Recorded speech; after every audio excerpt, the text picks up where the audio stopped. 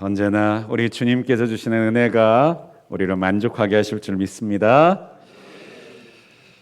자, 오늘 이 시간에는 디모데전서 1장 18절부터 19절까지에 있는 말씀을 통해서 선한 싸움에 승리하라, 선한 싸움에 승리하라 라고 하는 제목으로 하나님의 말씀을 나누도록 하겠습니다. 오늘 본문에 있는 말씀 이렇게 시작하죠. 아들 디모데야, 내가 내게 이 교훈으로서 명하노니 라고 시작합니다. 이 시작하는 이 말씀의 교훈이라고 하는 이 단어는요, 군사 용어로서 이 시대에 많이 쓰여졌던 단어입니다. 그러니까 군대 작전이 있을 때 그 작전 명령을 하달할 때 표현하는 표현과 단어가 바로 이 교훈이라고 하는 단어예요. 그래서 한글 성경이나 옛날 성경을 보면 이 교훈이라는 표현을 경계라고 하는 표현으로 번역하기도 했습니다. 그래요, 아들 디모데에게 아들이라고 부르면서 친근하고 사랑을 품고 있는 이 말을 전하는 시작에서 교훈이라는 단어를 통해서 마치 지휘관이 그 부하에게 명령하고 지시하는 것처럼 이 말씀을 시작하고 있다라고 하는 것입니다. 이것을 통해서 우리가 느끼게 되는 것은 무엇입니까? 내 아들과 같은 디모데지만 인생과 삶은 내 사랑처럼 달콤하기만 한 것은 아니라는 것을 보여주는 것이죠. 우리가 자녀들을 바라볼 때에 그 자라가는 모습을 보면서 우리의 자녀들의 인생은 꽃길만 걸었으면 좋겠다, 그런 마음과 바람을 갖고 자녀들을 길러 나아가지만요, 우리는 현실을 분명히 직면할 줄 알아야 합니다. 우리의 자녀들이 살아갈 인생은 결코 꽃길만 있는 것도 아니고 부모라고 해서 그의 인생의 모든 걸음걸음들을 다 안전하게 보호하고 책임져 줄 수 없다는 사실을 인정해야 된다라고 하는 것이죠. 그래서요, 사도 바울은 자신의 영적인 아들이었던 디모데를 너무나도 사랑했지만 그의 현실 가운데에서는 마치 장군의 명령을 따라 그 임무를 수행해야 하는 군인처럼, 군사처럼 자신이 하는 모든 말들을 그저 사랑 가운데서 선택할 수 있는 말이 아니라 반드시 지켜 행해야 되는 엄중한 명령으로서 지금 전달하고 있다라고 하는 것입니다. 그렇습니다. 우리의 신앙생활은요, 취미생활이 아닙니다. 우리의 신앙생활은 그저 우리가 해도 되고 안 해도 되는 것을 선택하고 때로는 조금 더 나은 삶을, 조금 못한 삶을 산다는 것의 선택지가 아니라 죽느냐 사느냐의 선택지라는 사실을 꼭 기억하실 수 있기를 주님의 이름으로 축복합니다. 구원의 문제라는 것은요, 죽느냐 사느냐의 문제라는 것이죠.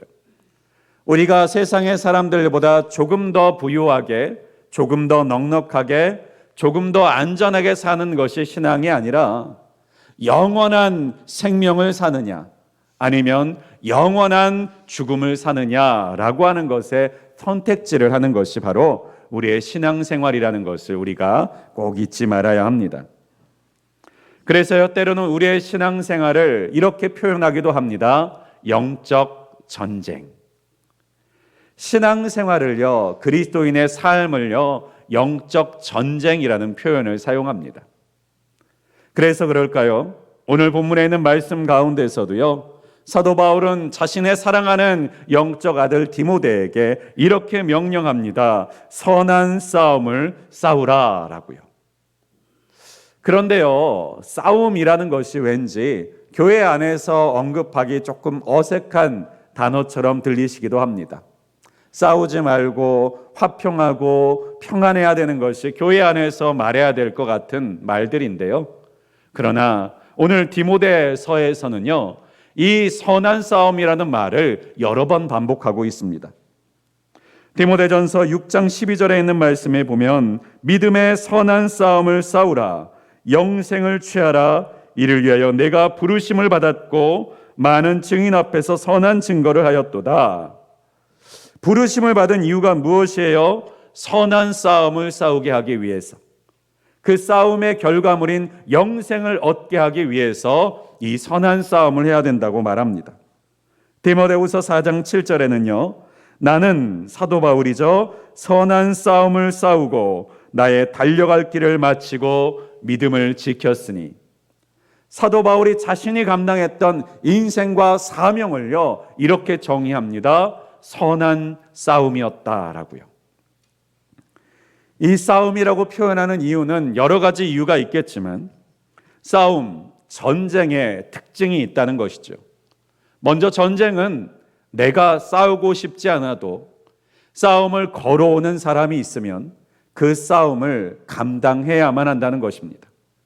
내가 싸우기 싫어도요, 나의 것을 빼앗으려고 하고 내 소중한 것을 가져가려고 우리를 향해서 덤벼오는 사람이 있을 때는요, 우리가 어쩔 수 없이 지키기 위한 싸움을 그리고 빼앗기지 않기 위한 싸움을 해야 된다라고 하는 것입니다. 그렇습니다. 싸움은 내가 시작하지 않아도 싸워야 할 때가 있고 또 싸움은 승리해야만 한다라고 하는 것입니다. 왜 그럴까요? 전쟁이라는 것이 왜 무섭습니까? 지면 모든 것을 빼앗기는 것이기 때문입니다. 지금 시대의 싸움도, 지금 시대의 전쟁도 전쟁에 패배하게 되면 엄청난 천문학적인 배상금을 물어줘야 되고 우리의 소중했던 땅과 사람들을 빼앗기게 됩니다. 과거의 전쟁은 어땠을까요? 더 심했습니다. 전쟁에 패배하면 땅과 물질만 빼앗기는 것이 아니라 자유도 빼앗기게 되었다라고 하는 것이죠. 노예로 남은 인생을 살아야 되는 것입니다.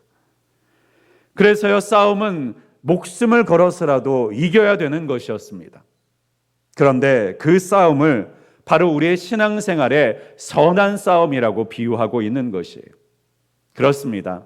우리의 신앙생활은 싸움입니다. 그런데요, 누구와 싸워야 되느냐도 정말 중요하겠죠.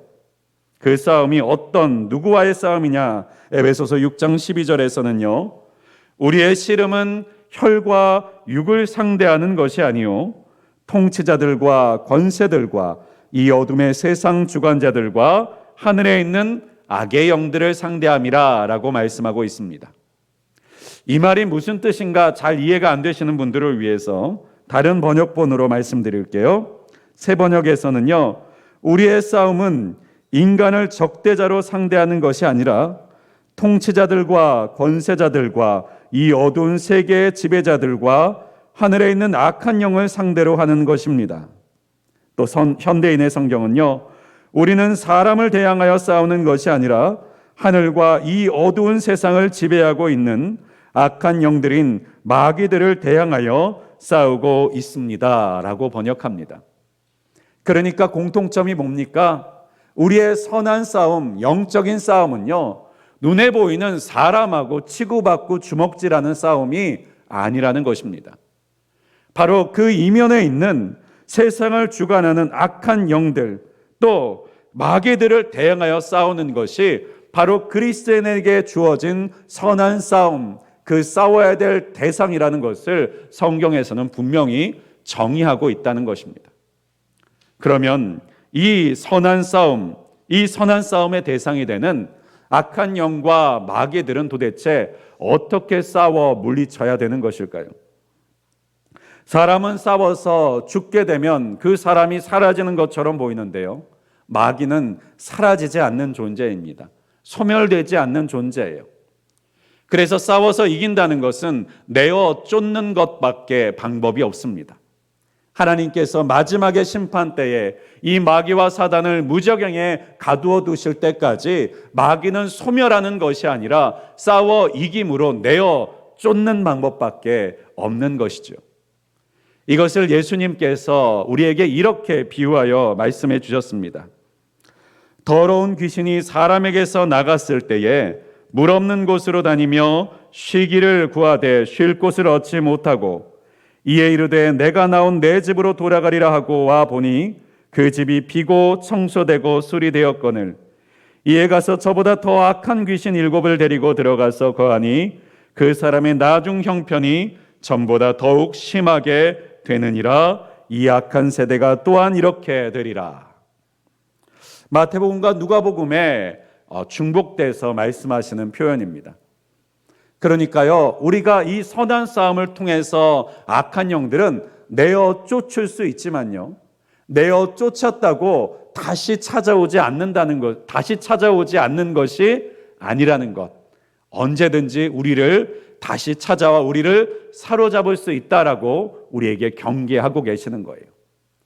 그러면요, 우리의 싸움은 어떤 싸움이 되는 것입니까? 끝나지 않는 싸움이 되는 것입니다. 주님 앞에 서는 날까지 우리의 이 선한 싸움, 영적인 싸움은 끝이 없다는 거예요. 그런데 또 중요한 것이 있습니다. 우리가 6.25 전쟁을 치르고 나서요, 이 전쟁이 이 한반도 땅에서 다시 반복되지 않게 하기 위해서 얼마나 많은 노력과 힘을 기울였는지 몰라요. 예전에 한 영상을 보면서 재밌는 이야기를 들어본 적이 있었습니다.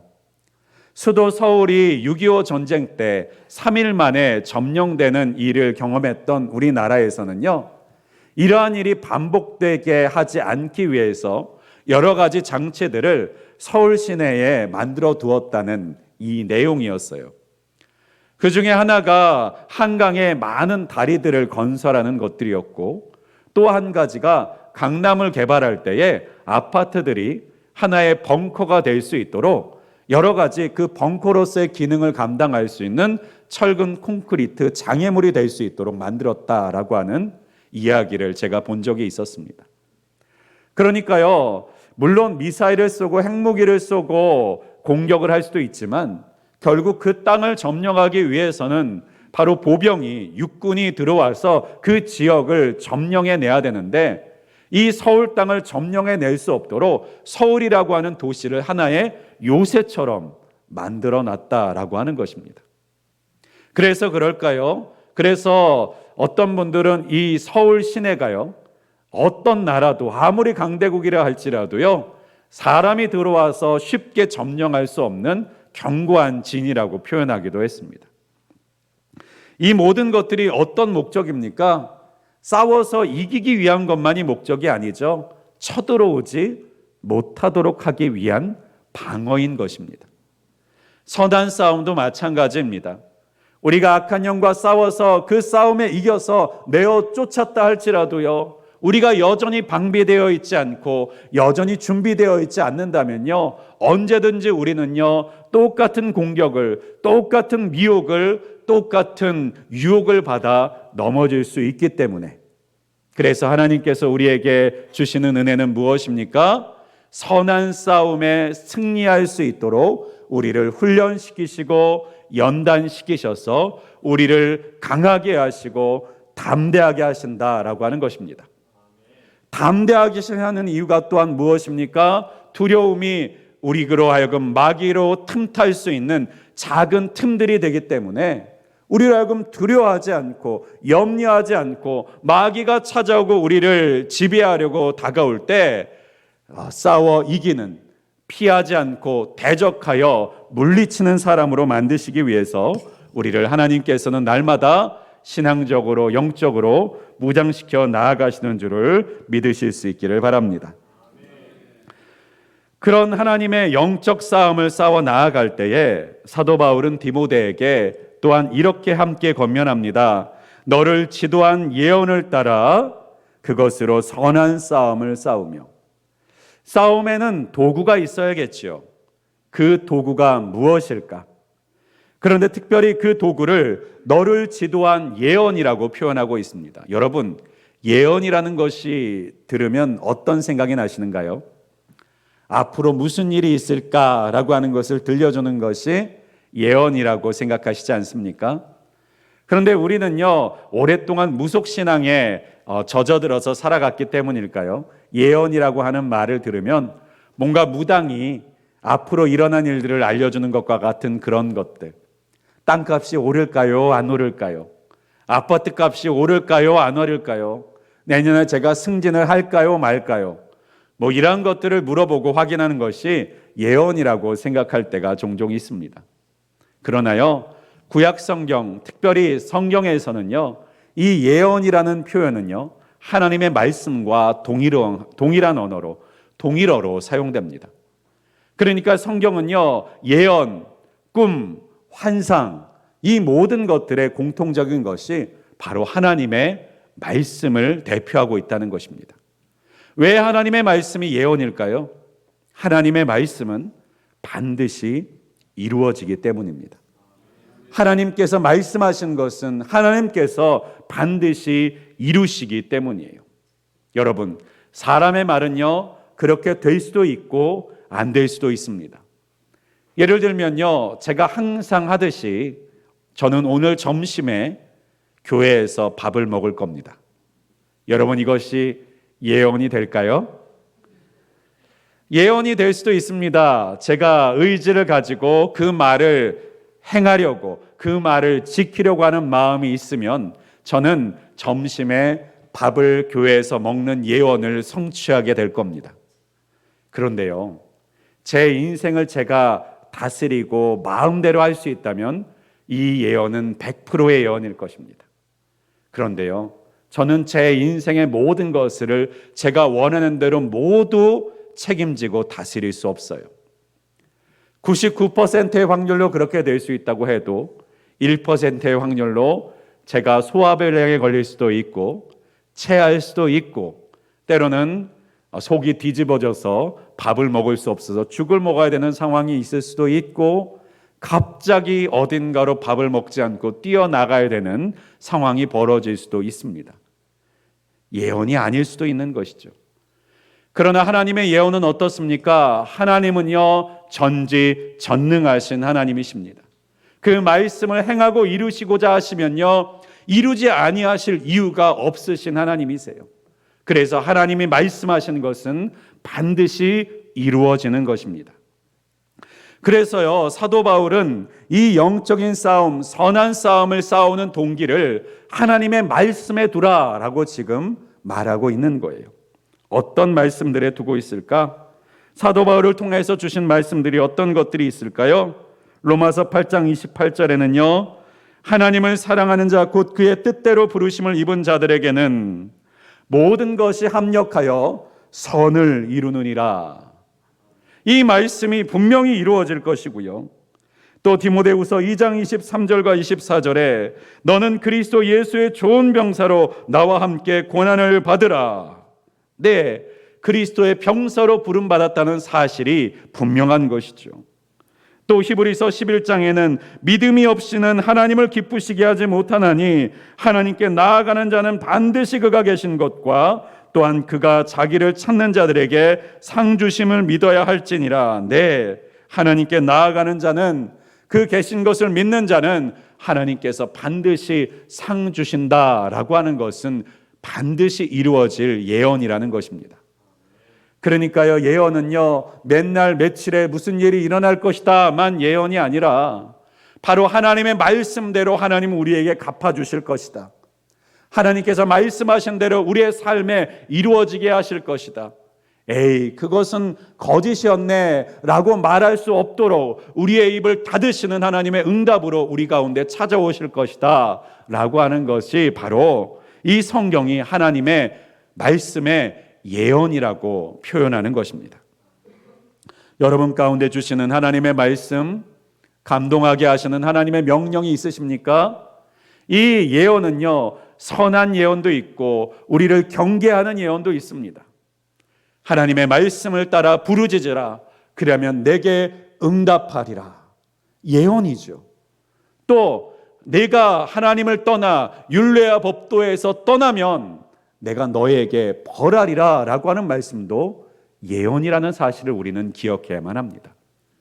그래서요, 하나님의 말씀을 따라 산다라고 하는 것이 바로 반드시 이루어질 일을 준비해 나가는 인생과 같은 것이라 바로 이것이 지혜라는 사실을 기억하시기를 바랍니다. 무엇이 지혜입니까? 일어난 일을 대비하는 것이에요. 무엇이 지혜입니까? 인과관계를 확실하게 이해하고 깨달아서 그것이 부정한 일이면 일어나지 않도록, 우리에게 선한 일이면 반드시 일어나도록 만들어 나아가는 것이 바로 지혜라고 하는 것이죠. 운에 맡기는 것이 지혜가 아닙니다. 그렇게 되어지도록 만드는 것이 지혜예요. 그래서 잠언에서는 이 지혜의 근본을 뭐라고 말합니까? 여호와를 경외하는 것이 지혜와 지식의 근본이다. 경외가 뭡니까? 말을 듣는 것이죠. 부모를 공경하고 부모를 경외하라는 말 가운데 그 경외의 표현이 무엇입니까? 부모의 말에 귀를 기울이는 것이죠. 그렇습니다. 하나님을 경외한다는 것은요, 하나님을 향해서 우리가 절을 하고 무언가를 갖다 드리고 기쁘시게 하기 위해서 무언가를 만들어내는 것만이 경외하는 것이 아니라 그분의 말씀을 듣고 그것을 중히 여겨서 그 말씀이 반드시 그대로 되어질 것을 믿고 따르고 준비하고 만들어 나아가는 것입니다.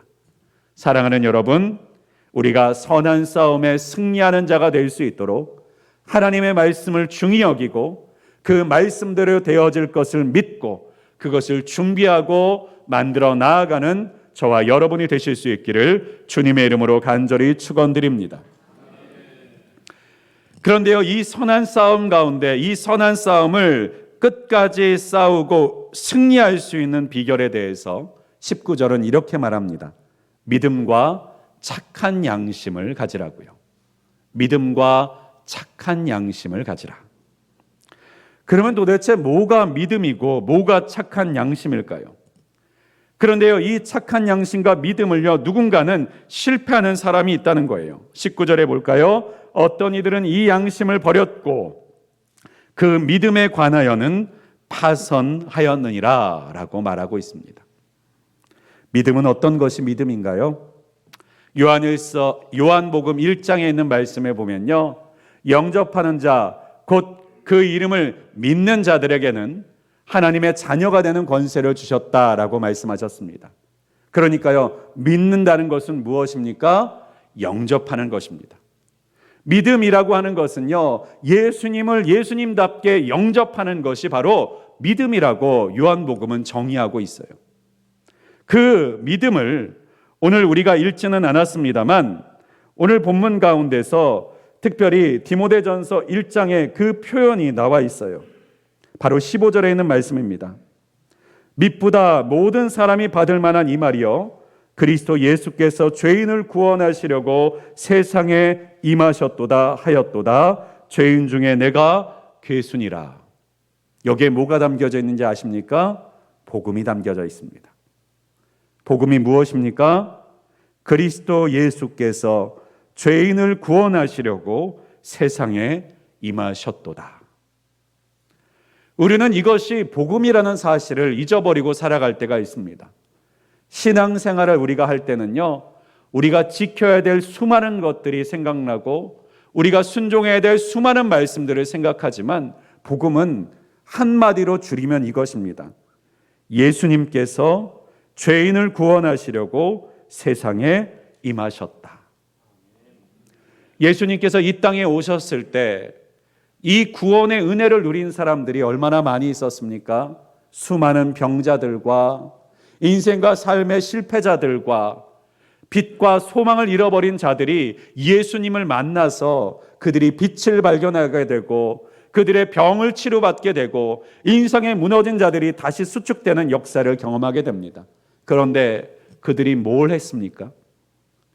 그들이 병을 고치기 위해서 무엇을 했고 그들의 인생을 다시 되돌리기 위해서 한 것이 무엇이었습니까? 그들은 아무것도 한 것이 없어요. 오직 한 가지를 했습니다. 예수님께 부르짖고 구했어요. 그리고 예수님이 누구신지를 고백했습니다. 다윗의 자손 예수여, 나를 불쌍히 여기소서. 다윗의 자손이라는 표현은요, 메시아라는 표현이에요. 그러니까 하나님께서 보내신, 우리를 구원하기에 보내신 예수여, 나를 구원하소서라고 외치는 이 말이 예수님께서는요, 그들을 치유하실 이유가 되고 구원하실 이유가 되고 회복시키실 이유가 되셨다는 것입니다. 그래서 이것이 복음이라고 부르는 것입니다. 그래요. 믿음이라는 것은 무엇입니까? 바로 이 복음을 받아들이고 우리의 인생과 삶의 모든 영역이 예수 그리스도께 다스려지기를 원하여 내어드리는 것, 이것이 바로 믿음인 줄 믿으실 수 있기를 바랍니다. 그러면 선한 양심, 착한 양심이라는 것은 무엇입니까? 그 믿음의 나침반을 가지고 내 마음이 그 믿음의 나침반을 향해서 제대로 작동되어져 나아가는 모습이 바로 선한 양심이에요. 여러분, 양심이라는 단어의 원어의 뜻을 찾아보면요, 함께 머물다, 함께 존재하다라고 하는 뜻을 가지고 있습니다. 조금 와닿지 않으시죠? 양심이 함께 머물다, 함께 인식하다, 함께 공유하다, 이와 같은 뜻을 갖고 있다는 거예요. 그러니까 양심은요, 보편적인 마음가짐과 생각을 말해요. 그런데요, 양심이라는 것이 보편적이라는 표현을 쓴다면 우리가 살아갈 때 문화도 다르고 언어도 다르고 살아온 삶의 방식도 다르고 지금까지 성장해온 배경도 다른데 어떻게 같은 양심을 서로 교류하고 교통한 적도 없는 사람들이 같은 마음을 가지고 있을 수 있을까? 한국 사람만 같은 마음을 가지고 있는 것이 아니라 외국에 있는 사람들 가운데서도 보편적으로 통용되는 어떻게 이런 양심이 존재할 수 있게 된 것일까? 성경은 이것을 이렇게 정의합니다. 사람을 하나님의 형상을 따라 지으셨기 때문이다 라고요. 그러니까 사람의 마음에는요, 하나님의 형상대로 지음받았기 때문에 하나님의 형상이라고 하는 선한 양심이 담겨져 있다라고 하는 것입니다. 그런데요, 이 양심은요, 더럽혀질 수가 있어요. 우리가 죄로 인하여서 어긋난 생각과 가치관으로 인하여서요, 양심은요, 마치 거울과 같아서 깨끗할 때에는 하나님의 뜻과 하나님의 마음을 우리가 마음의 양심으로 비추어 볼 수 있지만요, 그것이 어두워지고 더러워지게 되면요, 그 하나님의 뜻을 우리의 양심으로는 제대로 밝혀 보여 찾아낼 수 없게 되는 때가 있다라고 하는 것입니다. 그래서요, 이 양심을 깨끗이 하는 방법이 무엇이냐? 바로 하나님의 말씀을 통해, 믿음을 통해서, 예수 그리스도를 통해서 우리의 양심의 어긋난 방향들을 다시 제자리로 맞춰 나아가는 것이 필요하다라고 하는 것입니다. 그래요, 우리는 세상 가운데서 착하고 선한 사람들이 있다는 것을 압니다. 그런데요, 이 성경에서는요, 모든 사람이 죄인이고 하나도 선한 사람이 없다라고 말씀하세요. 이 말이 어떻게 충돌되는 것일까? 그렇습니다. 세상에 아무리 선한 사람이 있다 할지라도요, 그 사람의 양심이 어두워지는 것을 자신의 기준과 자신의 방식으로 깨끗하게 할 수 없다라고 하는 거예요. 기준이 필요하다라고 하는 것입니다. 제가 예전에 비행기를 조종하는 그 조종사들의 이야기를 들어본 적이 있습니다. 조종사들이 비행할 때는요, 두 가지 방법으로 비행한다고 해요. 하나는 사람의 눈, 시계 비행이라는 것이 있고요. 하나는 계기의 상태를 보고 비행기를 운행하는 계기 비행이라는 것이 있답니다. 그런데요, 이 비행을 할 때에, 평안하게 비행을 할 때는 이 시야 비행을 통해서도 어느 정도 비행을 할 수 있지만요, 안개가 끼거나 악천후의 상황에서 눈앞에 있는 것이 잘 보이지 않을 때, 또 전투기 조종사들처럼 이 비행을 할 때 급강하, 급상승, 때로는 그 뒤집어지는 비행 같은 거 있지 않습니까? 그런 비행을 할 때는요, 이 시계 비행으로는요, 제대로 된 비행을 할 수가 없답니다. 왜냐하면요, 이 사람의 감각은요, 그러한 비행을 하고 있다 보면 하늘과 땅의 구분을 할 수가 없게 되기 때문이랍니다. 그러니까요, 하늘과 바다를 구분할 수가 없대요. 사람의 눈으로는요. 이게 사람의 감각이, 균형 감각이 마비되게 되는 거예요. 그럴 때는 어떻게 해야 됩니까? 눈을 의지하지 말고 계기판을 의지해야 된다라고 하는 거예요. 그래서 가끔씩 전투기 조종사들의 사고가 일어나는 경우가 있는데, 그 이유가 무엇이냐면요, 이런 급격한 비행을 하다 보면요, 자기가 땅을 향해서 급방학을 하고 있는데 자신의 감각으로는요, 하늘로 급상승을 하고 있다는 착각을 하게 되는 경우가 있답니다. 아무리 베테랑 비행사라 할지라도요, 그 감각에 의지하게 되면요, 자신이 원하지 않는 방향을 향해서 비행하게 되는 경우가 생긴다는 것이에요. 우리의 신앙생활도 마찬가지입니다. 아무리 신앙생활을 오래 했어도요, 내가 아무리 오랫동안 교회를 다니고 교회 생활을 했다 할지라도요, 우리의 감각, 우리가 가지고 있는 양심은요, 언제든지 오염될 수 있고 어두워질 수 있다는 사실을 우리는 인정해야만 합니다. 그래서 우리가 해야 되는 것이 무엇입니까? 날마다 하나님의 말씀에 비추어 내 자신을 비추어 보는 것이 필요한 거예요. 내가 정말 제대로 된 선한 양심을 가지고 지금 살아가고 있는가? 내가 가지고 있는 판단과 가치관이 정말 예수 그리스도 앞에서 온전한 가치관인가?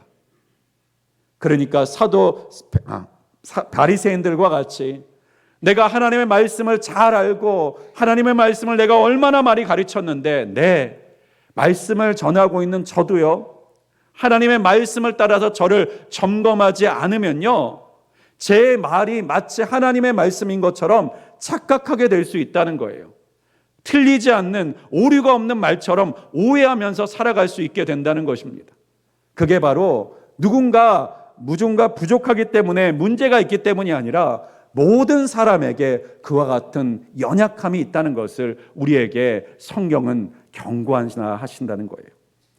그래서 우리에게 꼭 필요한 것이 무엇입니까? 우리의 삶 가운데서 우리의 마음, 우리의 의지, 우리의 생각이 제대로 잘 작동할 수 있는 이 선한 양심을 잘 바로잡아가기 위해서 바로 믿음이 필요하다라고 하는 거예요. 그리고 그 믿음은 복음이고 하나님의 말씀을 통해서 그 확인을 받아 나아간다는 사실입니다. 사랑하는 여러분, 선한 싸움을 싸워 나아갈 때 우리가 누구와 싸워야 되는지를 착각하게 된다면 얼마나 끔찍한 비극이 일어나겠습니까?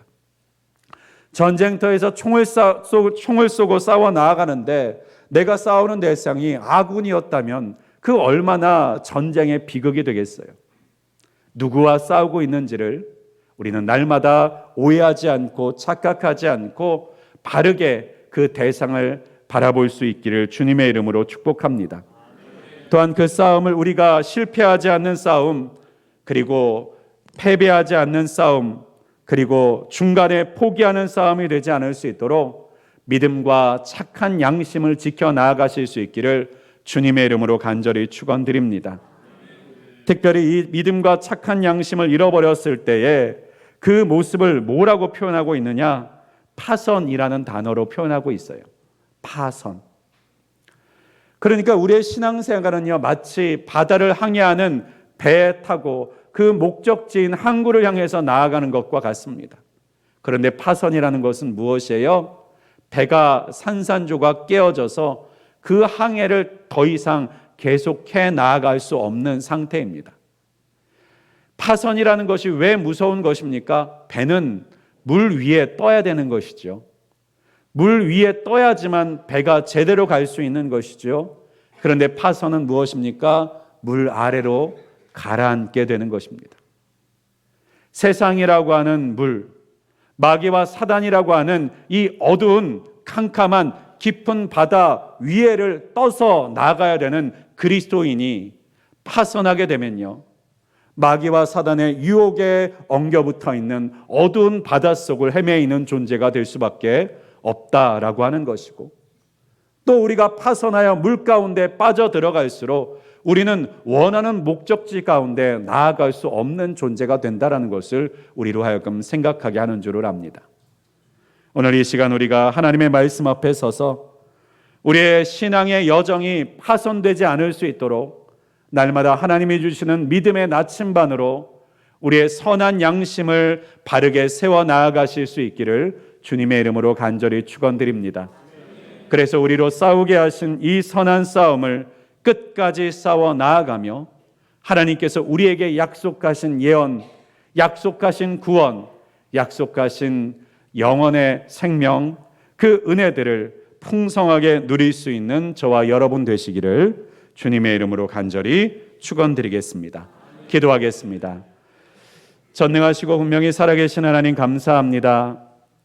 우리의 삶이 언제나 평안하고 거치는 것이 없는 꽃길과 같은 인생이 되기를 원하지만 하나님, 우리의 인생은 영적 싸움과 같은 것임을 우리 주님께서 날마다 우리를 경계하여 주시고 깨닫게 하여 주시는 것을 우리로 귀담아 듣게 하여 주시옵소서. 이 영적인 싸움을 또한 이길 수 있는 방법을 우리에게 주시는 하나님, 우리로 하여금 하나님의 약속하시는 예언의 말씀, 반드시 이루실 하나님의 약속을 붙들고 싸우라고 말씀하시며 그 싸움을 끝까지 완주할 수 있도록 믿음과 선한 양심을 지키라고 우리에게 명령하시는 하나님의 말씀이 우리 가운데 담겨져 있는, 잊혀질 수 없는 아멘으로 우리를 만들어가는 말씀이 되게 하여 주시옵소서. 우리의 의지와 우리의 감각을 너무나도 신뢰하여서 하나님의 말씀을 소홀히 여기는 자 되지 않을 수 있도록 도와주시고, 우리의 망가진 양심이 아니라 하나님의 믿음의 말씀을 통해서 날마다 우리의 방향과 우리의 목적지를 정확하게 알고 나아가는 자가 되게 하여 주십시오. 또한 우리의 신앙이 파손되지 않도록 가장 좋은 길로, 가장 바른 항로로 날마다 우리의 걸음을 인도하여 주셔서 우리가 하나님께서 준비하신 아름다운 목적지를 모두 발견하고 누릴 수 있는 복된 늘빛의 성도님들 되게 하여 주시옵소서. 이 모든 말씀 우리 주 예수 그리스도의 이름으로 간절히 기도하였습니다. 아멘.